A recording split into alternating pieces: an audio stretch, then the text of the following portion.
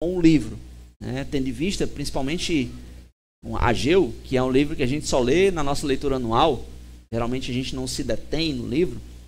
Então é importante nós fazermos esse apanhado geral do livro, para que a gente possa se situar e a partir disso então a gente comece a tratar o profeta Ageu em partes menores, né? E para isso eu quero convidar você para que possamos ler os versículos 1 e 2 do capítulo 1. Livro do profeta Ageu, capítulo 1, verso 1. No segundo ano do rei Dário, no sexto mês, no primeiro dia do mês, veio a palavra do Senhor por intermédio do profeta Ageu a Zorobabel, filho de Sealtiel, governador de Judá, e a Josué, filho de Josadaque, o sumo sacerdote, dizendo: assim fala o Senhor dos exércitos, dizendo: esse povo diz, não veio ainda o tempo em que a casa do Senhor deve ser edificada. Vamos orar. Senhor Deus amado, obrigado porque o Senhor nos concede nesse momento a grande bênção, ó Deus, de darmos início, ó Pai, à exposição desse livro do profeta Ageu. A nossa oração nesse momento, ó Pai, é que o Teu Santo Espírito possa trabalhar em nossos corações. A nossa oração, ó Deus, é que o Teu Santo Espírito possa usar a Tua palavra, Senhor, para que possamos ser edificados, para que possamos ser confrontados pela verdade da Tua palavra e que sejamos confortados pelo Teu Santo Espírito, para que nos sintamos aqui desafiados a mudar. Pedimos a Tua direção, que o Senhor possa tirar do nosso meio tudo aquilo que tenta roubar nossas atenções, para que possamos estar cativos à Tua voz, cativos à Tua palavra, Senhor. Oramos agradecidos em nome de Jesus. Amém. Amém? Pode sentar.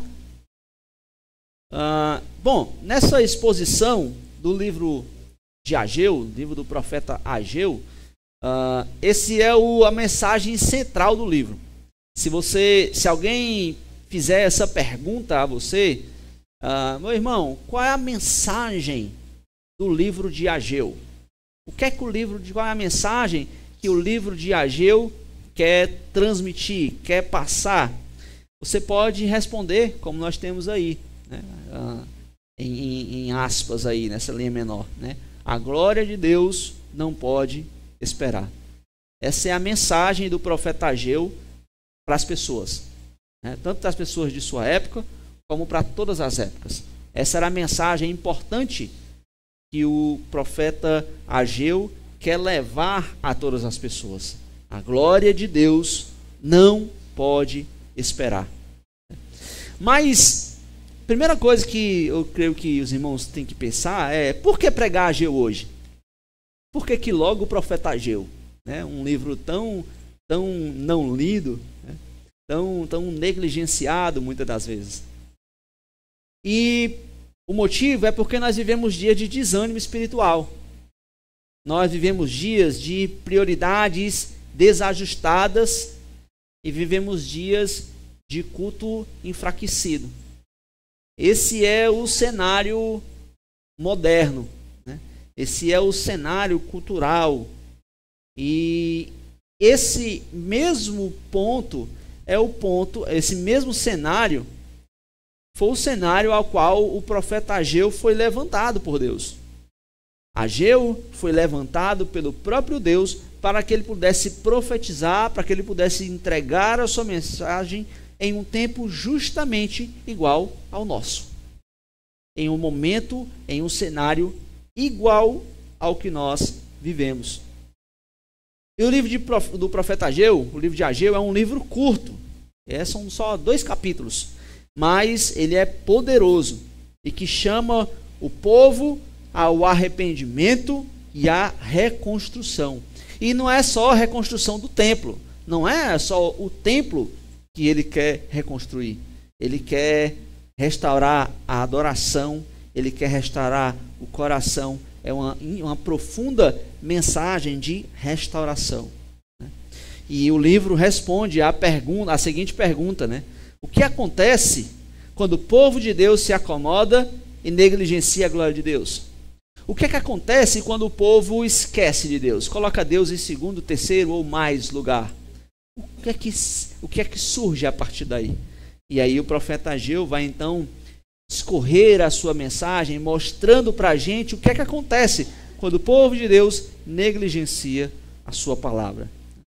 Mas, para que a gente não fique voando um pouco acerca desse assunto, nós precisamos saber onde estamos na história da redenção. Em qual momento Ageu entrega a sua mensagem? Que período é esse que está acontecendo, né? E o período da história aqui é o período pós-exílio babilônico. Mais ou menos no ano 586, os judeus são tirados de Israel, Israel é destruída, e eles então são levados para a Babilônia, são agora exilados na Babilônia. E eles passam aí 70 anos, mais ou menos, entre alguns 50, outros 70 anos, no cativeiro babilônico. E só em 536, quando Ciro vai decretar o retorno dos judeus, é que os judeus então começam a retornar para reconstruir o templo em Jerusalém. O templo, que observação, era o centro da adoração a Deus e era a identidade do povo de Deus. Então o povo entende que agora é a obrigação deles agora é que eles devem voltar para a sua terra para reassumir a identidade do povo, para que eles possam retornar a cultuar a Deus. E quem lidera esse retorno é Zorobabel, que era o governador, e Josué aqui, que seria o sumo sacerdote. Então eles lideram essa volta. E eles animados. E eles então começaram a obra. Vamos reconstruir o templo.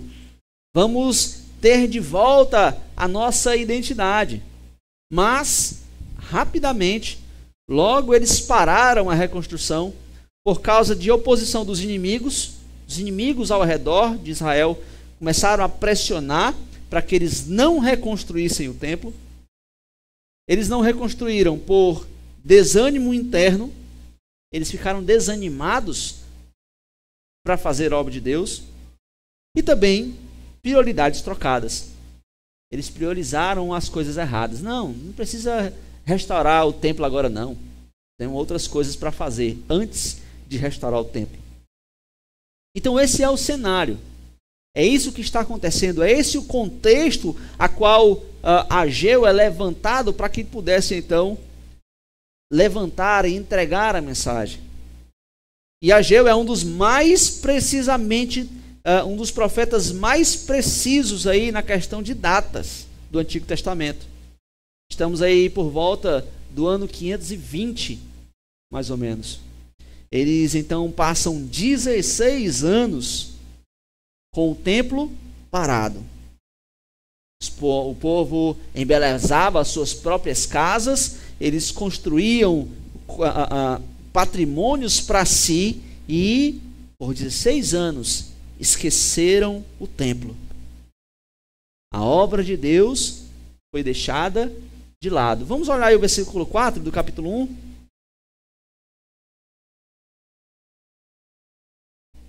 Porventura é para vós tempo de habitardes nas vossas casas forradas, enquanto esta casa fica deserta? É o tempo de vocês construírem palácios para vocês, enquanto o templo está em ruínas? Os povos estavam construindo tudo para si, conquistando, angariando, e deixaram Deus de lado. Deixaram a adoração de Deus por último lugar. E é nesse cenário que surge Ageu. Ele se levanta, ele é levantado por Deus para que ele possa então profetizar em meio a esse cenário. Pessoas esquecendo a adoração a Deus, deixando de lado o serviço do Senhor. E Ageu é esse primeiro profeta pós-exílico. Ele é o primeiro profeta que é levantado por Deus após o retorno dos judeus a Israel. E ele vai então sempre aparecer ao lado de Zacarias. São profetas que profetizaram ali simultâneos. E ele então é levantado para transmitir ali uma mensagem.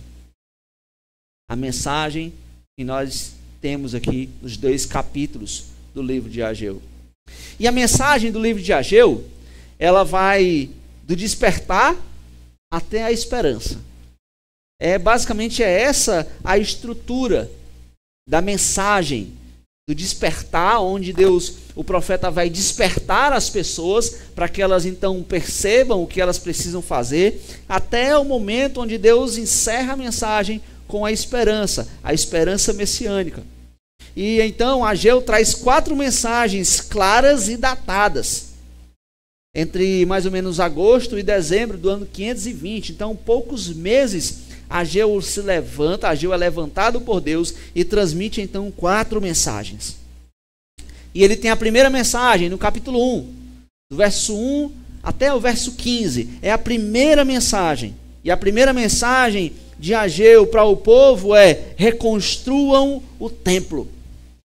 Vocês precisam reconstruir o templo do nosso Deus. Deus começa fazendo um questionamento, como nós vimos aí, como nós lemos no verso 4. Deus vai confrontar o povo dizendo: olha, vocês trocaram as prioridades. Vocês estão tornando as suas casas, construindo palácios para vocês, enquanto vocês deixam o templo do Senhor em ruínas. Vocês estão esquecendo da obra de Deus. E é então que no verso 6, o profeta vai dar uma característica. O que é que isso estava causando?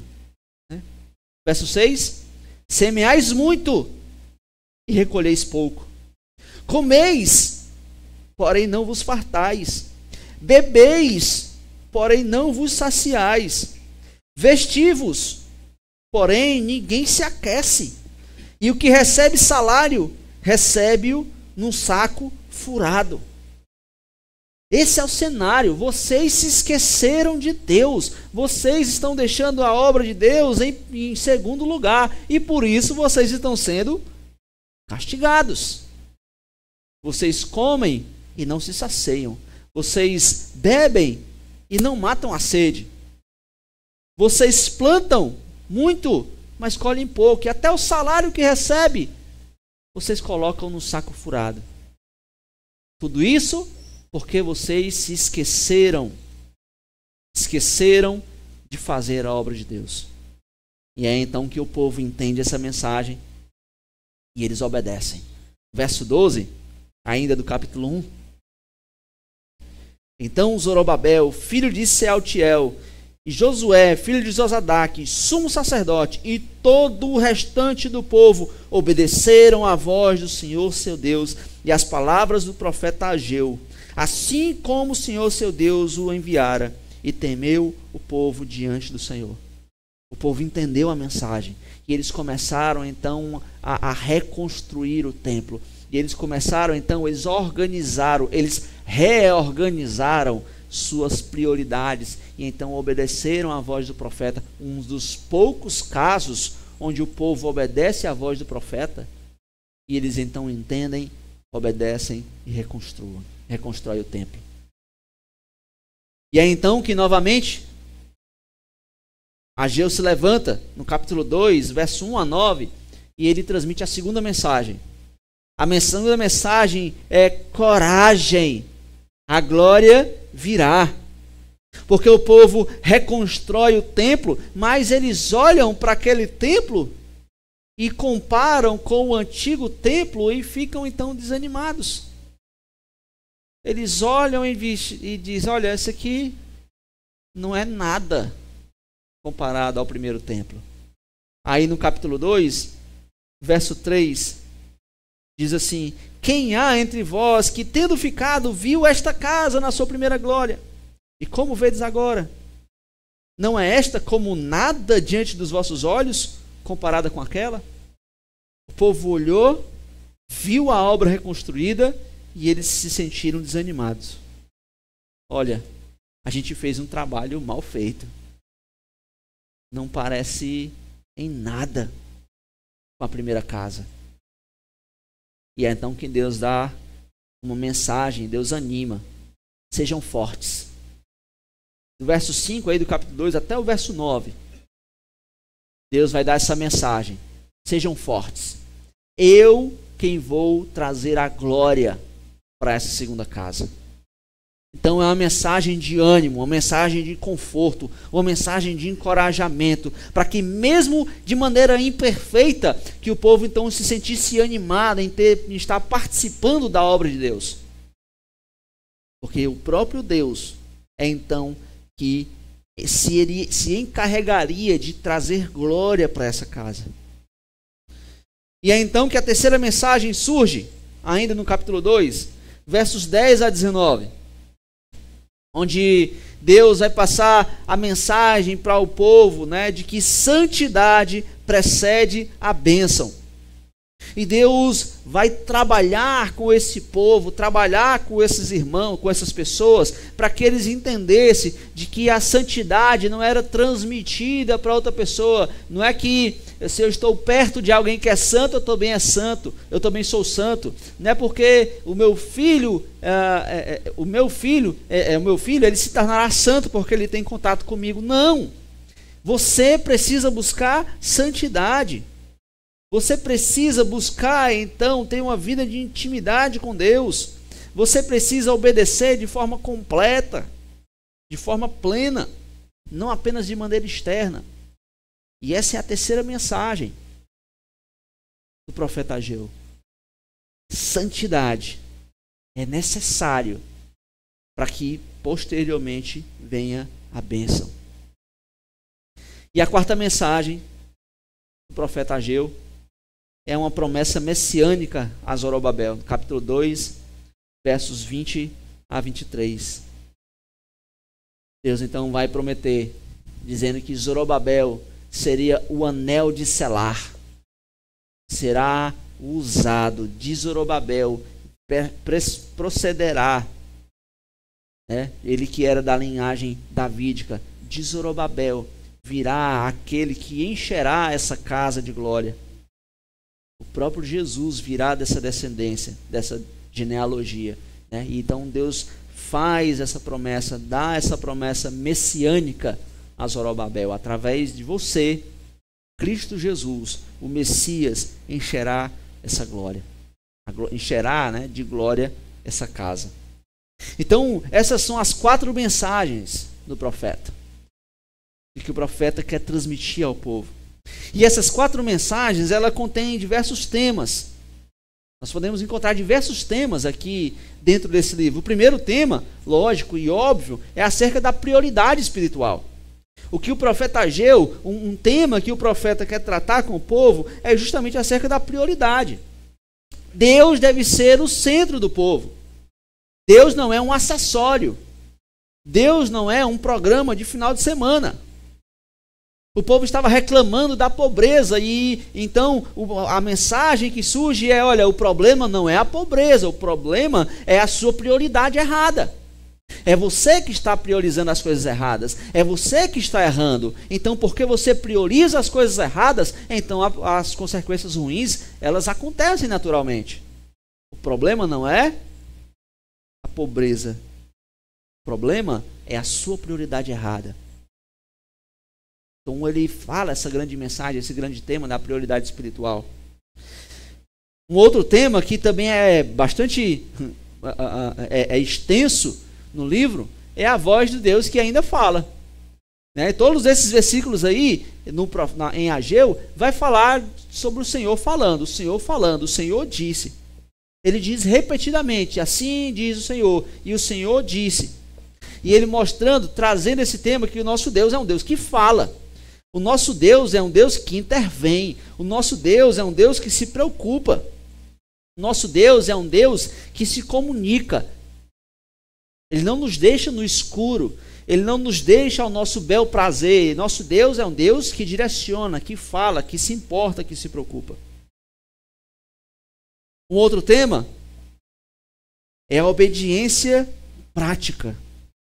No capítulo 1, no verso 12... Então Zorobabel, filho de Sealtiel, e Josué, filho de Zosadaque, sumo sacerdote, e todo o restante do povo obedeceram à voz do Senhor seu Deus e às palavras do profeta Ageu, assim como o Senhor seu Deus o enviara. e temeu o povo diante do Senhor. Um outro tema no livro de Ageu é justamente essa obediência. É Deus falar e o povo obedecer. É a palavra de Deus estar viva falando e nós também estarmos vivos sendo trabalhados, obedecendo à voz do Senhor nosso Deus.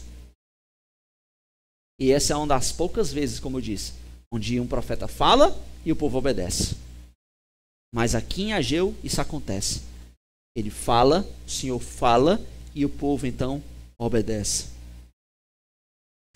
E um outro tema que também é muito importante é acerca da restauração e da esperança futura. No capítulo 2, Deus vai trabalhar muito esse ponto, dizendo: tenha esperança. Eu vou encher de glória essa casa. Eu vou encher de glória essa casa. Mesmo depois da disciplina no exílio, mesmo depois de vocês terem padecido por 70 anos, eu ainda tenho planos para Israel. Eu ainda tenho planos para este povo. Eu ainda serei santificado por meio desse povo. E essa esperança futura, ela aponta aí diretamente para o Messias, Jesus Cristo, nosso Salvador.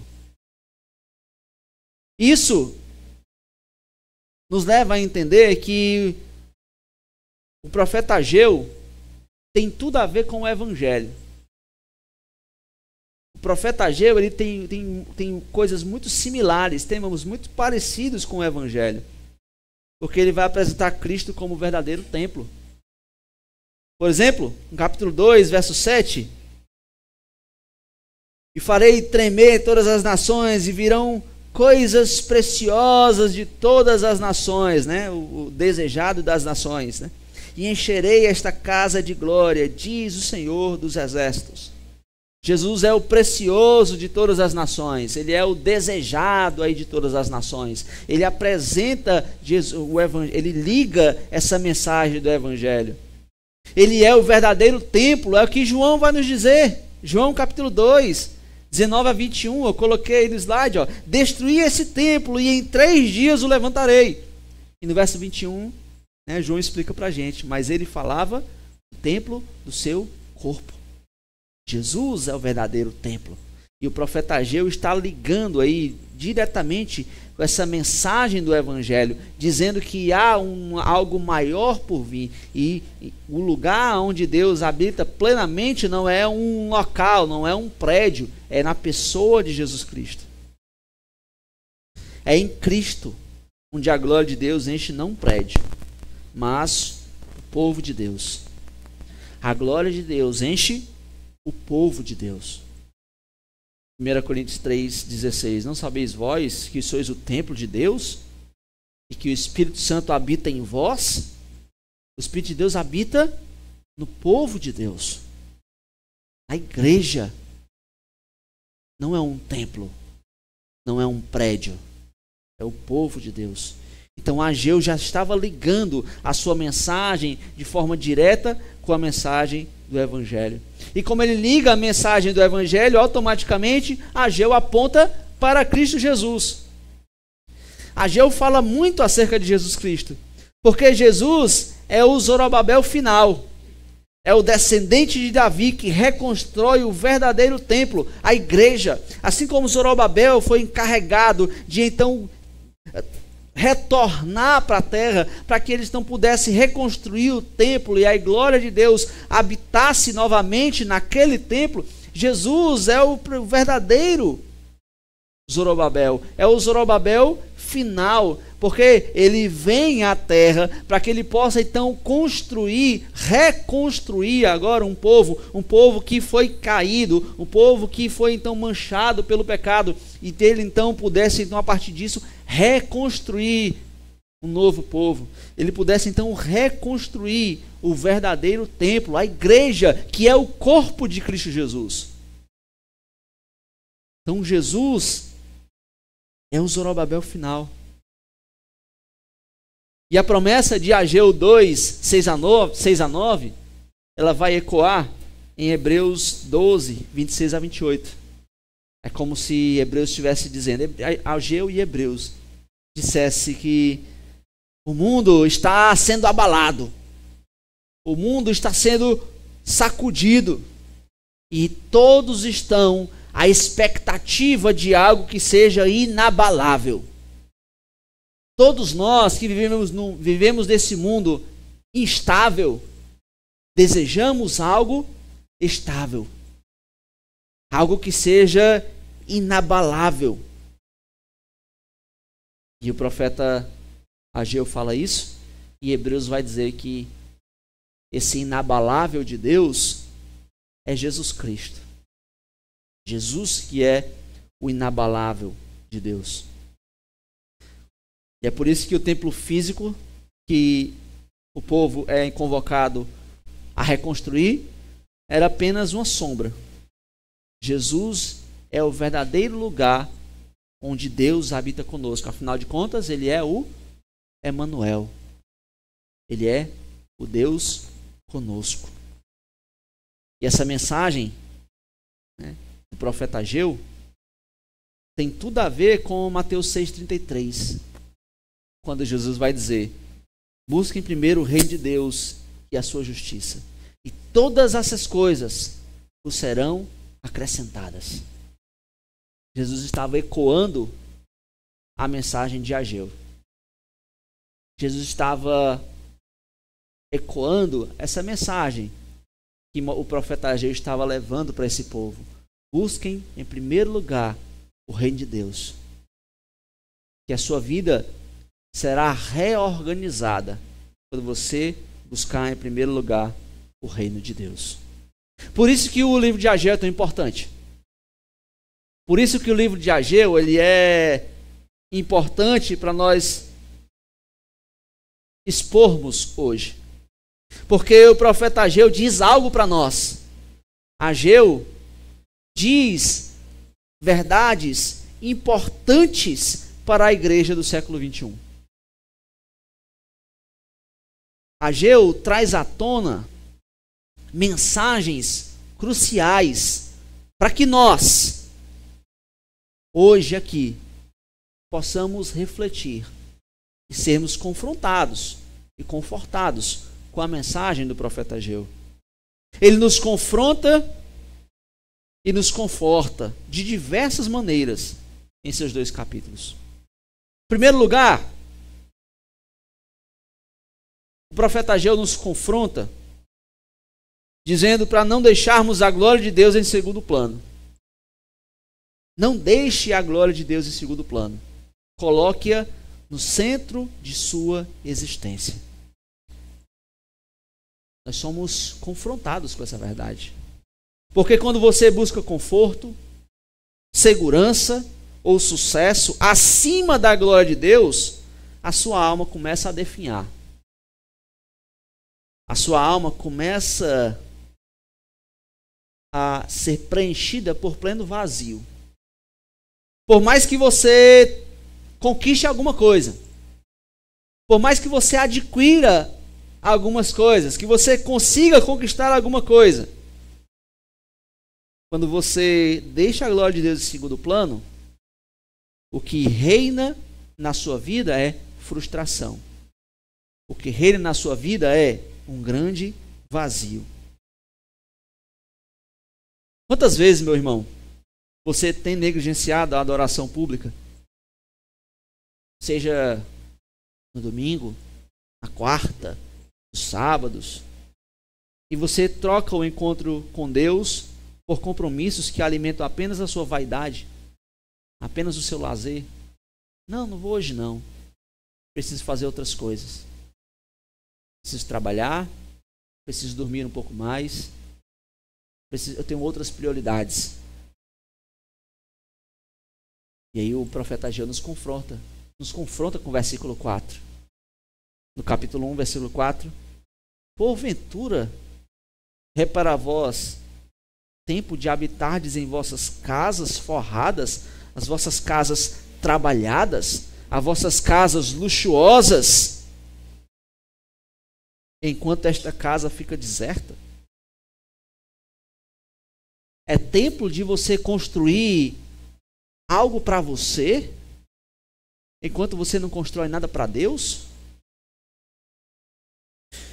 É tempo de você juntar coisas passageiras, bens passageiros, enquanto você não junta bens eternos. Você realizar uma obra temporal e não realizar uma obra eterna. Ageu, ele nos confronta para que nós coloquemos Deus em primeiro lugar. E meu irmão, não se engane. A sua agenda revela quem é o seu Deus. O que é que mais toma tempo na sua semana? Aquilo que mais toma tempo na sua semana é o seu Deus. Se você gasta mais tempo com você, você é o seu Deus. Se você gasta mais tempo com trabalho, trabalho é seu Deus. Se você gasta mais tempo com redes sociais, com amigos, com lazer, todas essas coisas são seu Deus. O profeta Ageu nos confronta. Mas, ao mesmo tempo, ele nos consola. Que Cristo não te chama para uma vida como você tem vivido. Cristo não te chama para uma vida estéril. Através do profeta Ageu, ele nos convoca para que possamos viver uma vida, trilhar um caminho em que ele é o centro.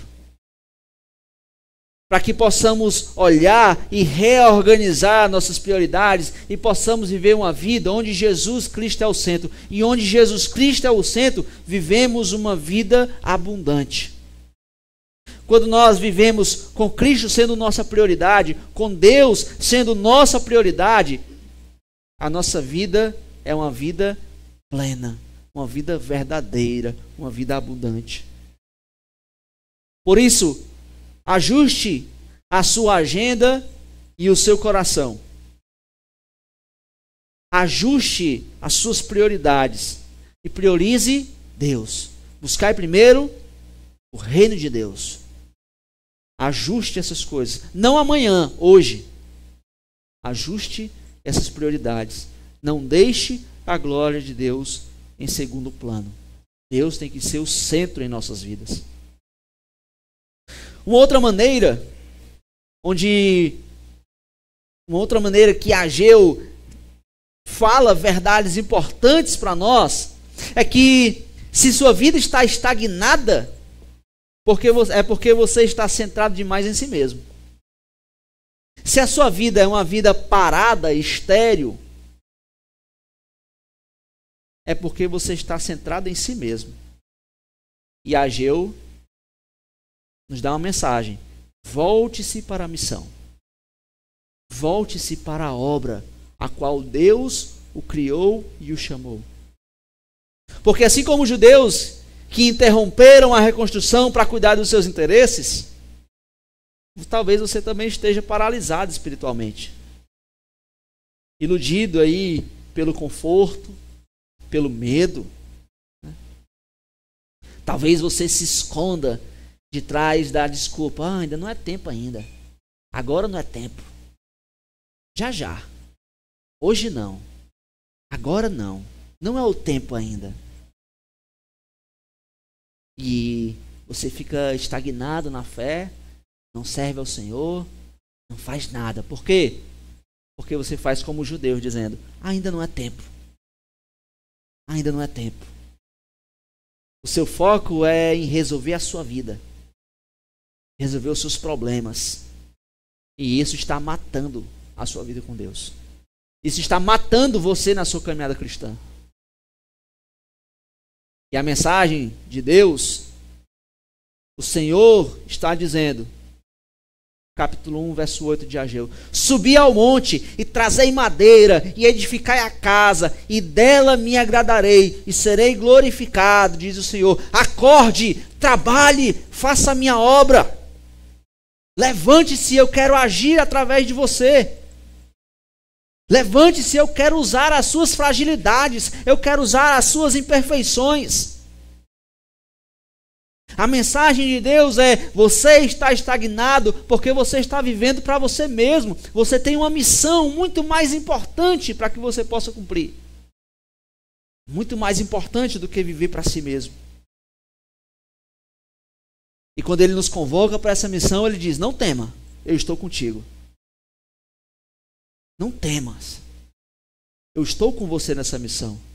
Eu vou lhe capacitar para essa missão. Eu já lhe dei o Espírito Santo. E o Espírito Santo vai lhe ajudar em suas fraquezas, em suas lutas, para que você possa se engajar nessa missão e para que você possa continuar nessa missão. O profeta Ageu chama a todos nós a sairmos de qualquer tipo de estagnação,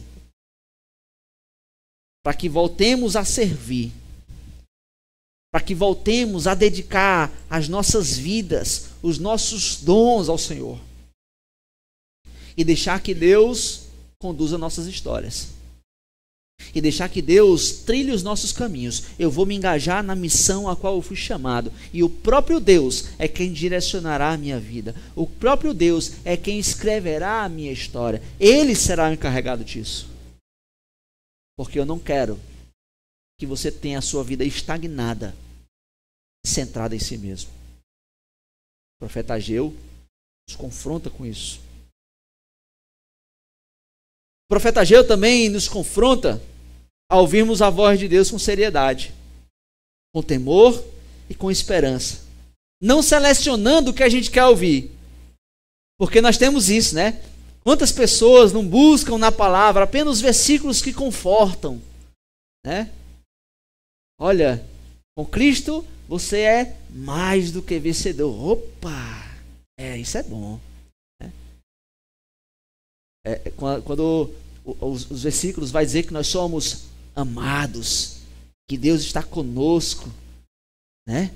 Nós não sabemos pedir como convém, mas o Santo Espírito nos ajuda em nossas fraquezas. Louvado seja Deus por isso. Oh, Deus maravilhoso! Quando nós somos tirados dos reinos das trevas e transportados para o reino do Filho do amor de Deus, glória a Deus por isso. Mas aí quando ele diz, olha, busque primeiro o reino de Deus. Ixi, não, isso aí não. Não é para mim não. É para o meu irmão aqui, ó, que está do meu lado. Ele precisa dessa palavra. Quando Deus diz, olha, renuncie à sua vida. Abra mão da sua vida. Tome a sua cruz e me siga.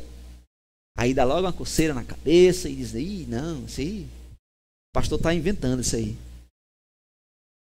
As pessoas evitam os versículos que confrontam e que transformam. E o profeta Ageu nos leva a ouvirmos a voz de Deus com seriedade. Essa superficialidade esvazia a nossa alma. Ela nos impede de crescermos na caminhada com Deus. Você está evitando passagens que denunciam o seu pecado? Você está se escondendo igual Adão? Eu vou me esconder aqui. Deus vai me condenar. Vou me esconder. Porque eu não quero ouvir os carão de Deus. Eu não quero ver Deus apontando os meus erros, apontando minhas falhas. Mas o que nós precisamos extrair da verdade bíblica em Ageu é que você tem que submeter inteiramente ao senhorio de Cristo. Nós não devemos pensar da palavra de Deus as verdades que nós gostamos. Ah, isso aqui eu gosto, isso aqui eu quero para mim. Não, isso aqui eu não gosto, isso aqui eu não quero. Isso aqui é para outra pessoa, não é para mim. Nós temos que deixar a palavra de Deus, nós temos que deixar a palavra dele moldar os nossos corações. Porque Deus não fala para te esmagar. Deus não fala para te destruir. Ele não te confronta porque ele é ruim. Não, ele te confronta para te restaurar. Ele é um martelo que quebra, mas ele é também um bálsamo que cura. Ele quebra todas as nossas imperfeições, para que a partir dessas imperfeições tiradas, sejamos trabalhados pelo próprio Deus. Por isso devemos abrir os nossos corações. Abra o seu coração para tudo aquilo que Deus tem a dizer através do profeta Ageu. Abra o seu coração dizendo, Senhor, eu quero ser trabalhado. Eu me permito ser quebrado para que eu possa ser então reconstruído. Senhor, esmigalha o meu coração através da tua palavra para que eu possa ser então restaurado.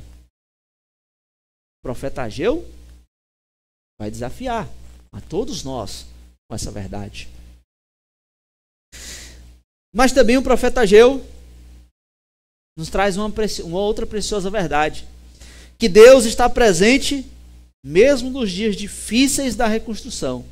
E ele diz para nós, não desista. Por reconstruir é árduo. É muito mais difícil você reconstruir do que você construir. Quando alguém pergunta para mim, ei pastor, o que é melhor? É melhor uma pessoa aceitar a Cristo e você discipular? Ou é melhor o pessoal de outra igreja vir para a sua igreja? Eu falei, é melhor novo convertido. Porque novo convertido eu só vou construir. Eu só vou discipular e passar a verdade bíblica. Quando vem de outra igreja, eu tenho que desconstruir as doutrinas erradas para que depois eu possa construir as verdades bíblicas. Dá mais trabalho. Por quê? Porque reconstruir é árduo. Reconstruir dá trabalho, não é fácil. E o povo de Ageu aqui se sentiu fraco, desanimado e desprezado. Não vou fazer essa obra não, é muito trabalho. Dá trabalho demais, eu não vou fazer isso. E muitas das vezes nós somos esses judeus. Nós nos sentimos frustrados. Rapaz, eu sirvo tanto, eu faço tanto, eu falo tanto e não dá certo. O meu resultado não tem, o meu trabalho não tem resultado. Eu dedico tanto, eu prego tanto, eu falo tanto. E entra no ouvido e sai no outro. São frustrações que nós vivemos. Frustrações que experimentamos no ministério pastoral, por exemplo. Todo domingo, pregando, faça isso. E na primeira oportunidade a pessoa faz o contrário daquilo que o pastor prega, do que a palavra de Deus diz. E muitas das vezes você já pensou em algumas vezes abandonar algum ministério que o Senhor lhe deu, ou algum projeto de Deus, porque parece que nada muda. Não vou deixar isso de lado. Não adianta. Mas o profeta, a mensagem de Deus, através do profeta Ageu, vem nos dizer, não despreze os dias das pequenas coisas. Como ele diz em Zacarias 4:10. A reconstrução é lenta mesmo. A reconstrução é aos poucos. Mas o mais importante, Deus está do nosso lado. Deus está do seu lado. Deus diz, então Ageu, o mensageiro do Senhor, falou ao povo conforme a mensagem do Senhor, dizendo, eu sou convosco, diz o Senhor. Deus estava dizendo para o povo assim, olha, povo, presta atenção, eu não os abandono nas ruínas. Ele não nos abandona em nossas ruínas. O que parece pequeno hoje será um instrumento para a glória eterna do Senhor nosso Deus. Aquilo que fazemos hoje, que parece tão pouco, que parece não surtir efeito algum, Deus diz, olha, esse pouquinho que você faz será um grande instrumento a ser usado para a glória de Deus no futuro. Por isso, persevere. Não porque você é forte. Persevere porque Deus é fiel. Ele usa as nossas fraquezas e está sempre conosco. E por último, a palavra de Deus se direciona a nós, a mim e a você, dizendo, viva com os olhos na glória futura, porque o melhor ainda está por vir. O melhor não é agora. Porque o povo olhava para o templo e via as ruínas e comparava com aquilo que era no passado e dizia, está muito ruim. É o bom e velho saudosismo, né? No meu tempo é que era bom. Hoje não presta. No meu tempo é que era bom. Porque muitas das vezes a gente pode cometer esse erro, né? Você olhar para a sua vida e vendo pouco. Olhando para a sua vida e dizer, antigamente é que eu servia a Deus. Antigamente é que eu servia mesmo de coração. Antigamente é que eu tinha uma vida intensa com Deus. Mas agora não. Mas Deus convoca a lermos aí o capítulo 2, verso 9. Onde Deus olha para a glória eterna. Diz: a glória dessa última casa será maior do que a primeira, diz o Senhor dos Exércitos. E neste lugar darei a paz, diz o Senhor dos Exércitos. Tire os olhos do que passa. Tire os olhos daquilo que perece. Tire os olhos daquilo que não é eterno.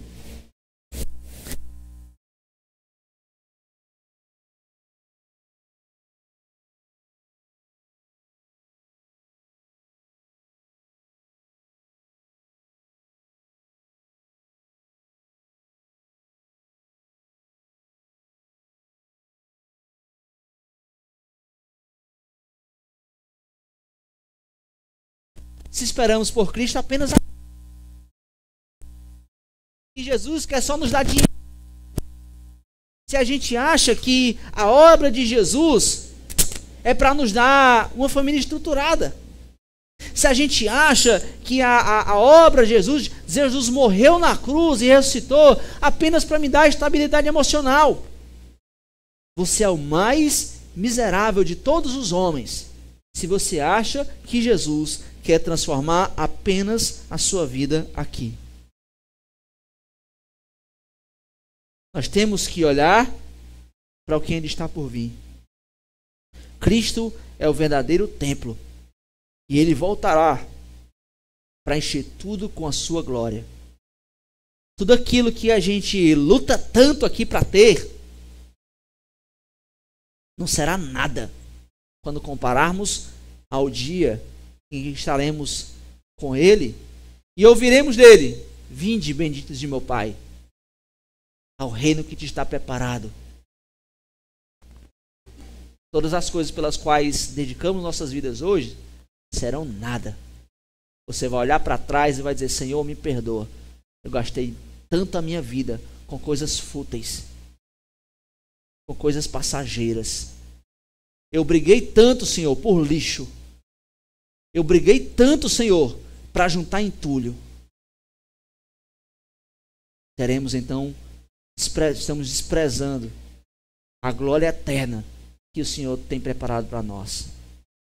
O melhor de Deus ainda está por vir. Você tem que viver hoje com a esperança eterna de que Ele voltará e dizer: eu vou para o Pai e eu vou vos preparar um lugar. E quando eu preparar-vos o lugar, eu virei outra vez e vos levarei para mim mesmo, para que onde quer que eu esteja, estejais vós também.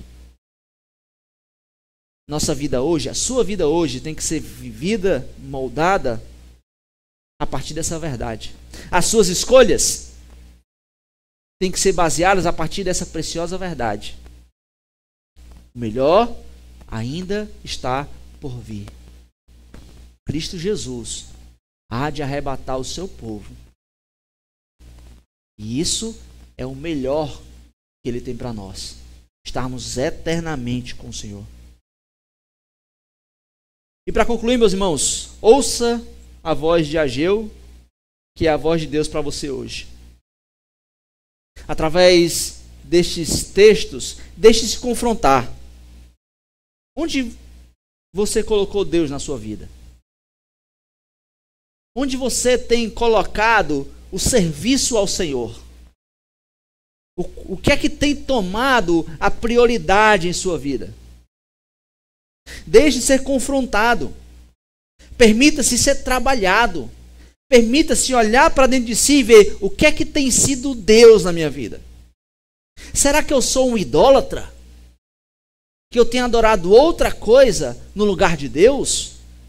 Eu reclamo do povo de Israel, eu reclamo dos católicos, eu reclamo dos pagãos, mas a minha vida é tão idólatra quanto a deles. Tenho colocado outras coisas no lugar de Deus. Deixe-se também ser consolado. Ele está com você, mesmo que tudo pareça frágil, mesmo que tudo pareça difícil, mesmo que pareça impossível. Também seja consolado com essa verdade. Ele está com você. Ele está ao nosso lado. Ele é o nosso auxiliador, é o nosso ajudador. Ele nunca nos abandona. Ainda que uma mãe esqueça-se do seu filho recém-nascido, que amamenta, ainda assim, Deus não se esquece dos seus filhos. Deus está contigo. E também deixe-se transformar. Deixe-se ser moldado. Assuma novas atitudes. Viva para a glória de Deus. E caminhe na esperança certa de que o reino vem. Mude sua vida. Tome novas atitudes. Você fazer a mesma coisa, você nunca terá resultados diferentes. Você precisa ser trabalhado, se deixar ser transformado. E faça a seguinte oração: Senhor, não me deixes viver centrado em mim mesmo.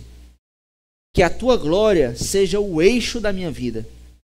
Dá-me ânimo para reconstruir, coragem para obedecer e esperança firme na tua promessa.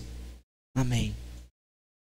Porque o maior obstáculo para a restauração que Deus pode realizar não está nos seus inimigos. Não é o seu vizinho, não são os seus parentes, não são os seus familiares, não é nada disso. O maior empecilho, o maior obstáculo à restauração de Deus está no seu próprio coração.